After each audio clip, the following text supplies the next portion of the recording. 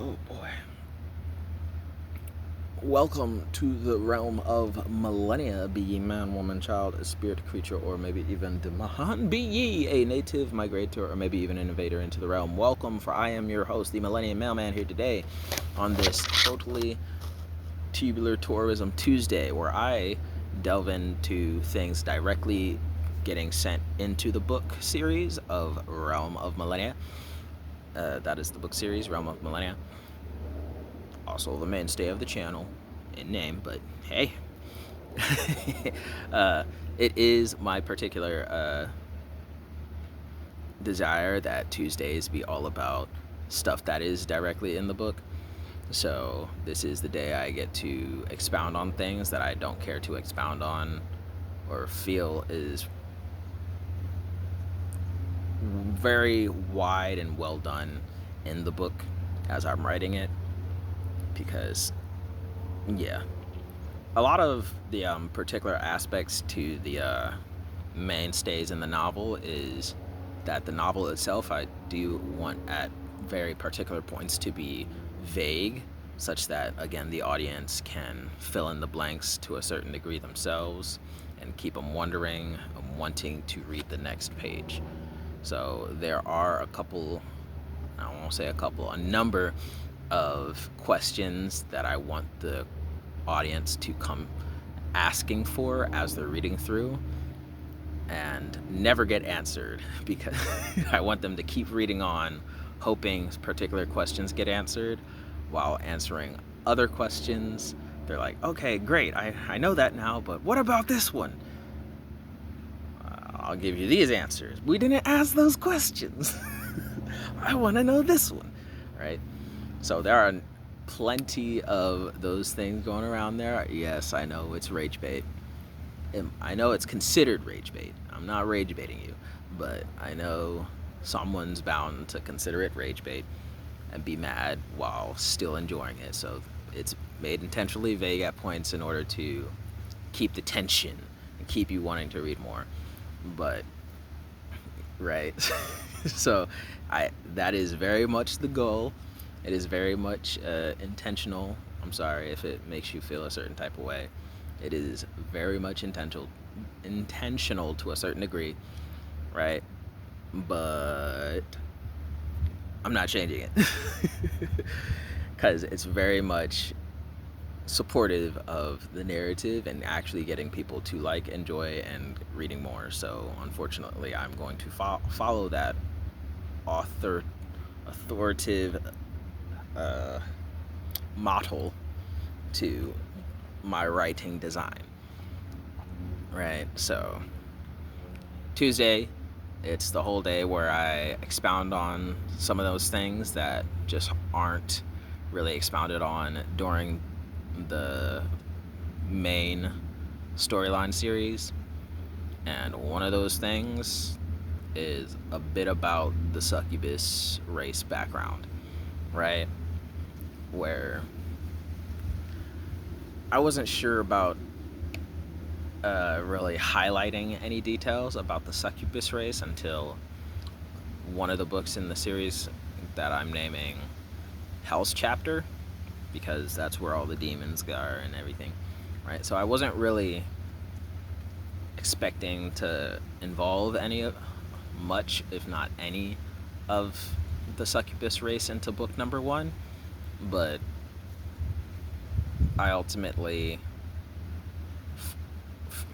figured, like, oh no, totally, I definitely do want to, because there are plenty of Easter eggs and foreshadowing I could do after involving the succubus race into book number 1. So it's like, you know what, I could do it. Right?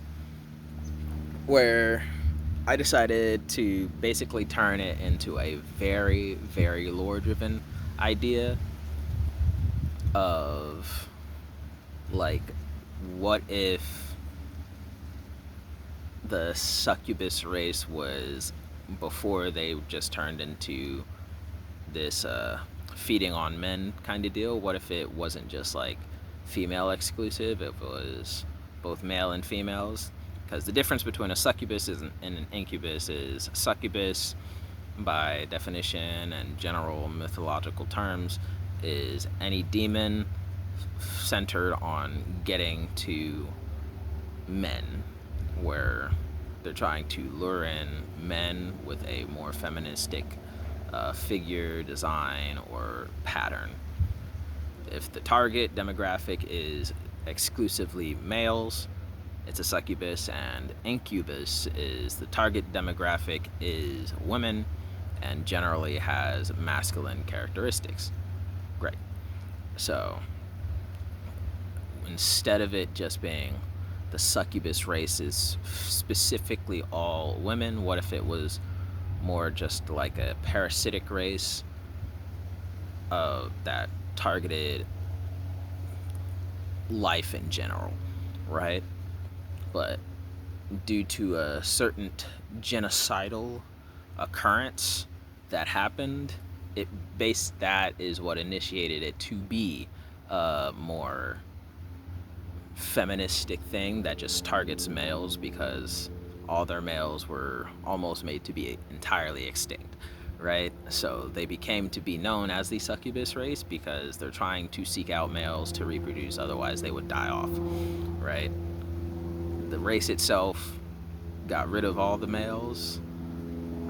I know, it's a white girl, what's the word? A woke girl's wet dream. A planet, a race without any men at all, right? Until you realize that your race would die out without any males attached to it. So the succubus race is relatively forced to try and reproduce and take advantage of males of all other species and humanoid criteria, because the males naturally born of them don't exist and can't exist. Right? So that is basically the effective origin I have for them. Like, I gave them a tragic background where, not to say that the male counterparts of that race don't exist, but that they are, you will be extremely hard pressed to find one in the entire series, which is why they're known to be as succubuses, charming demons, enchantresses of magic, right?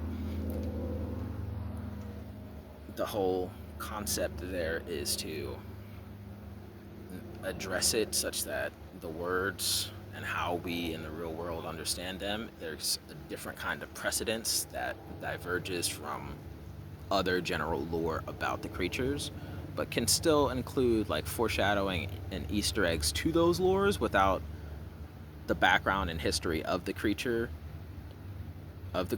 actually being the same as the general history behind them.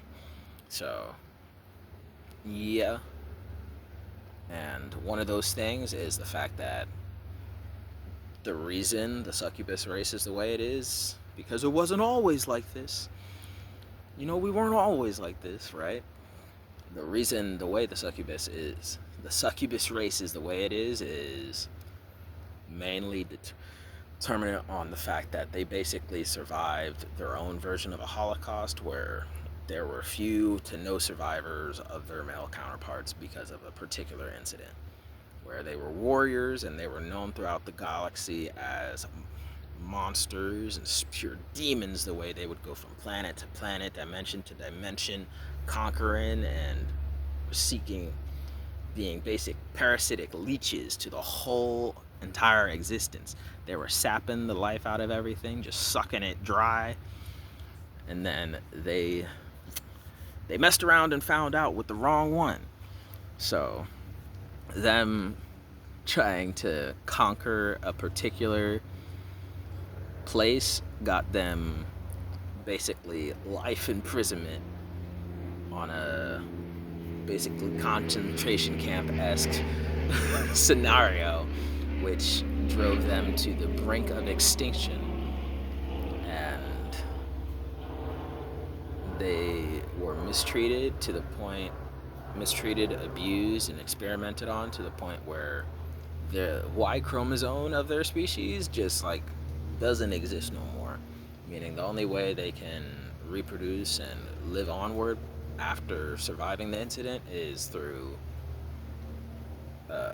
adapting or evolving, or to not need the male counterparts of their race, such that they can reproduce with any creature at all. So that is basically my rendition, without getting into spoilers that I do have in either of the books for book number 1 and Hell's Chapter book in the series. Those are the bits I got for you without spoiling anything, so you can still very much enjoy the novel. But that is the background to why the succubus race is the way it is, right? The whole race as a whole has been changed to be like this, where they target and seek out men and rather lustful occasions, because they have no choice, right? Trying to make you empathize with the demons.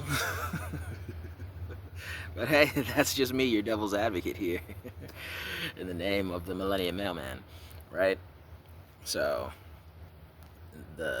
that's basically how I have it in the book. So don't shoot me, the messenger. I'm just the Millenia Mailman. Hey, that's just me. Hope that it clears up anything, especially if you're watching this video after you've read the book.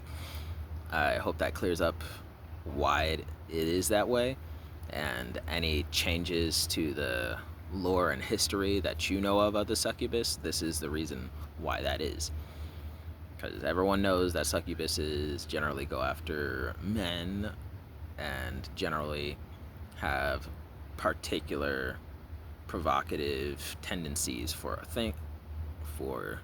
lustful scenarios.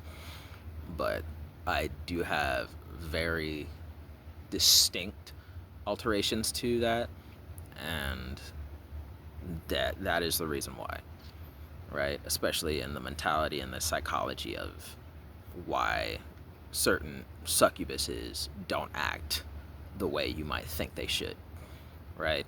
It is because this is the history, and sentient creatures, especially us humans and humanoids, we kind of diverge from one another to a very wide ranging of ideologies and practices and what we choose to do. I make that distinction of the reason the race is generally known to be that way, especially across the galaxy and universes, is because there's a particular event that happened that made them that way. So in this dimension, this is how everyone recognizes them, and maybe 2-3 dimensions over to the side, it's not the same, right? And that's why you could bump into a succubus race in this dimension, at least the main dimension of the novel, and be encountering it one way, and a few dimensions over, it might be a different way.